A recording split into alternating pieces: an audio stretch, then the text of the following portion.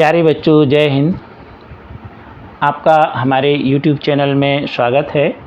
आज हम कक्षा 8वीं विषय हिंदी में पाठ 6 भक्ति के पद की व्याख्या देखेंगे।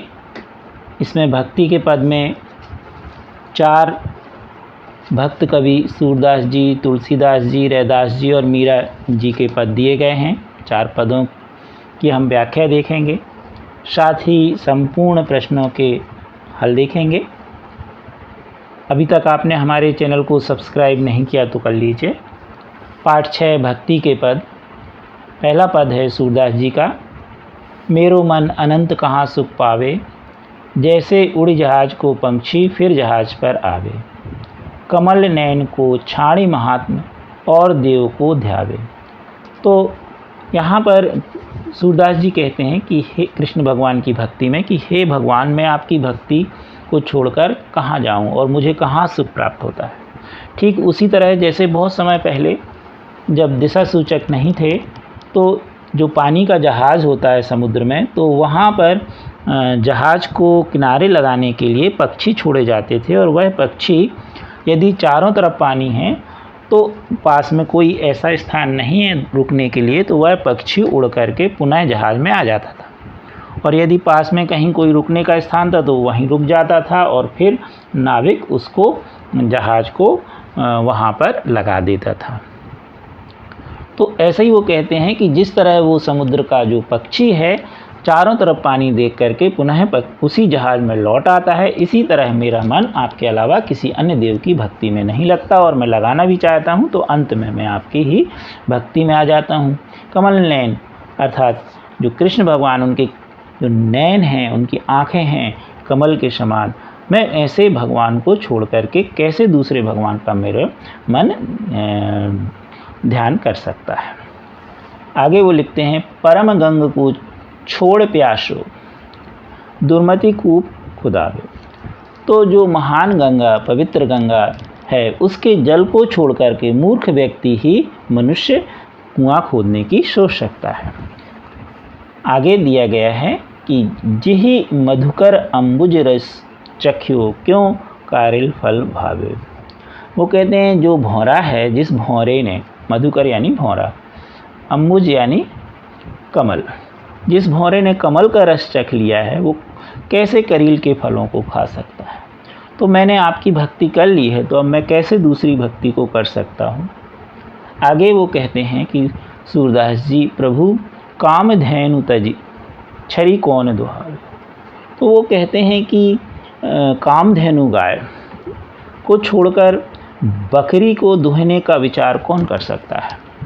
तो इसका मतलब यह है कि वो ये कह रहे हैं कि भगवान श्री कृष्ण से कि मेरा मन आपके अलावा किसी और की आराधना करने का विचार ही नहीं कर सकता है। अगला पद तुलसीदास जी का है। जाऊं कहाँ तजी चरण तिहारे, काको नाम पतित पावन, जग के ही अति दीन प्यारे, कौन देव बराए बिरध हित, हटी हटी अधम उधारे।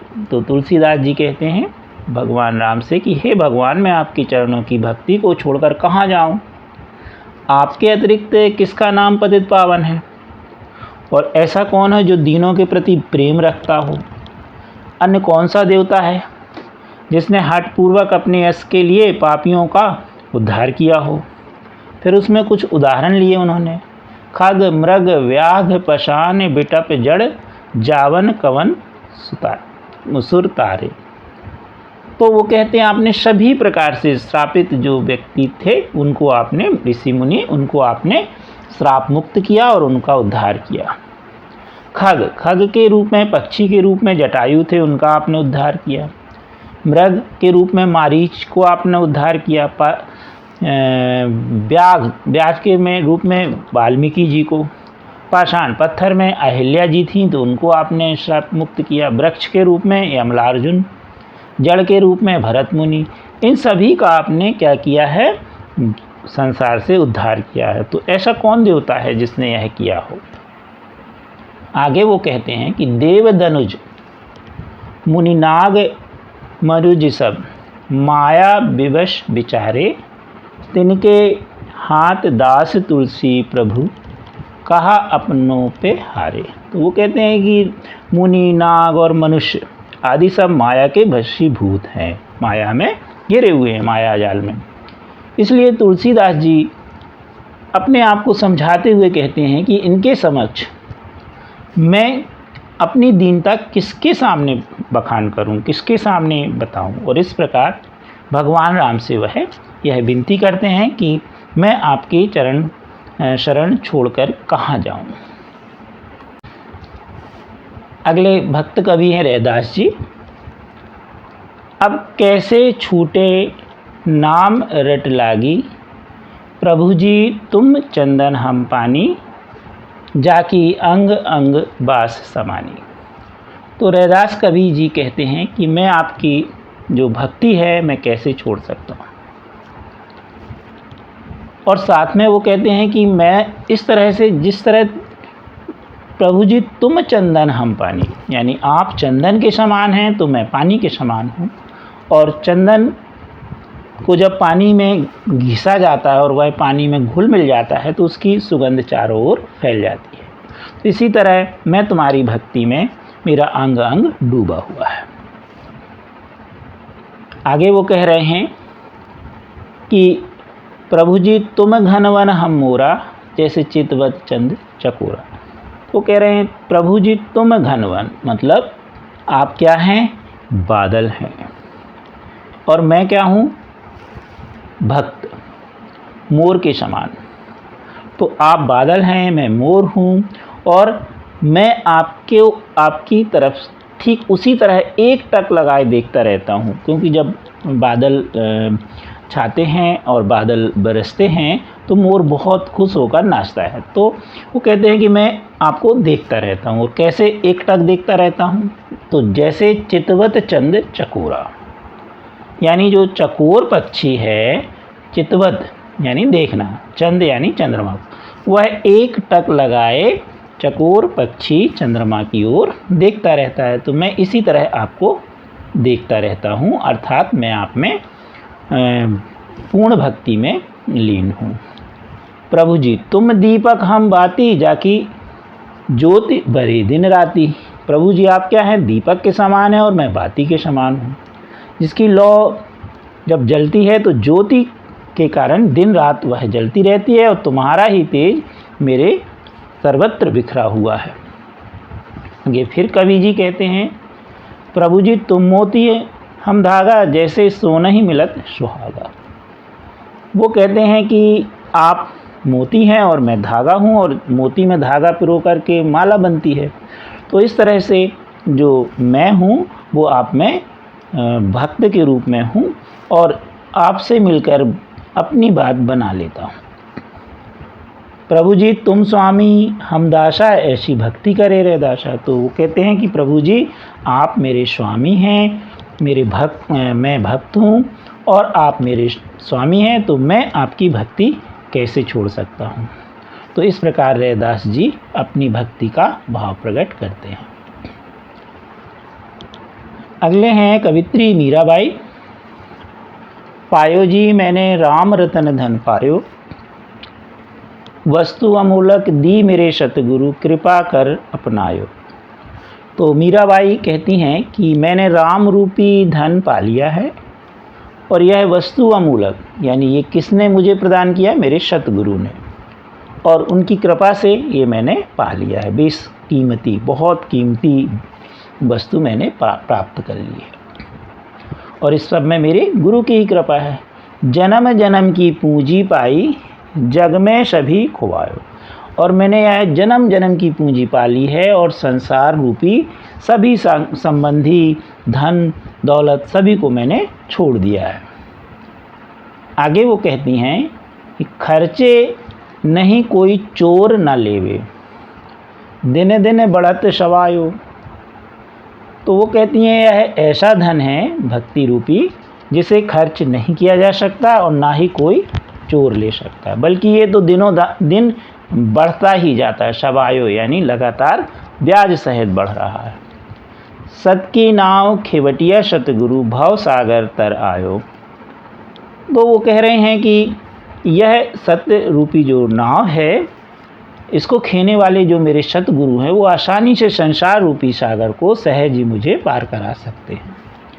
मीरा के प्रभु गिरधर नागर हरख अरख जस गायो। तो वो कहते हैं गिरधर यानी कृष्ण भगवान कि मेरे तो प्रभु जो हैं वो कृष्ण भगवान हैं, गोवर्धन पर्वत जिन्होंने धारण किया है, वे अति चतुर हैं।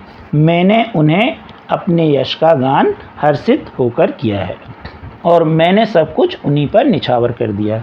तो इस प्रकार मीरा जी कृष्ण भक्ति में अपने भाव प्रकट करती हैं।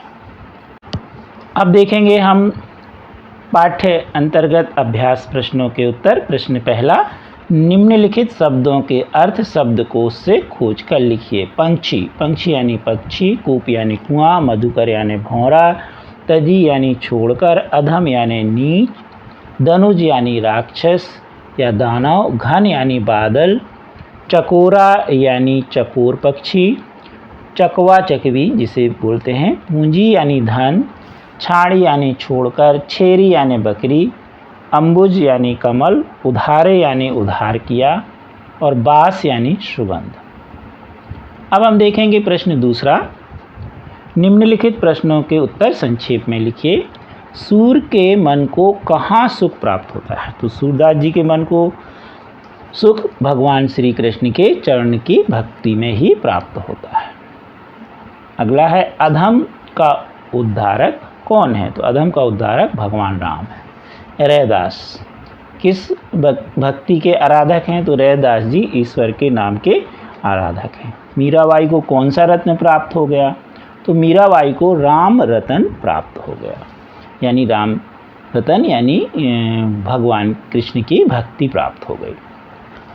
अगला है प्रश्न तीसरा, निम्नलिखित विकल्पों में से सही उत्तर चुनिए। प्रभु जी तुम चंदन हम पानी, और फिर आगे डैश डैश है।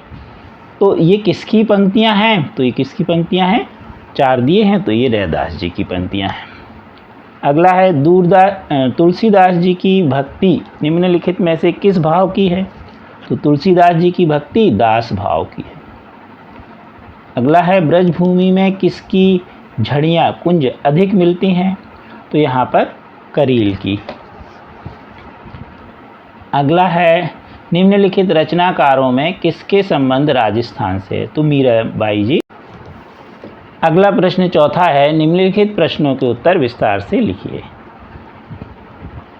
जहाज का पंछी किस बात का प्रतीक या आशय स्पष्ट करता है? जहाज का पक्षी भगवान कृष्ण रूपी जहाज स्थल के दूर या समीप होने की जानकारी देने वाला पक्षी रूपी भक्त है, यानी जो भक्त हैं वो कहते हैं कि मैं भक्त हूँ, और जो भगवान कृष्ण हैं वो क्या हैं? समुद्र में जहाज के रूप में हैं। जिस तरह समुद्र से यात्रा करने वाले जहाज से ज़मीन किधर है और कितनी दूर है इसकी जानकारी नहीं लेने के लिए पक्षी को छोड़ा जाता है, जब वह ज़मीन नहीं मिलती तो वह लौट करके उसी पर वापस आ जाता है। यदि ज़मीन दूर या समीप होती तो पक्षी उस दिशा में उड़ते हुए चले जाते थे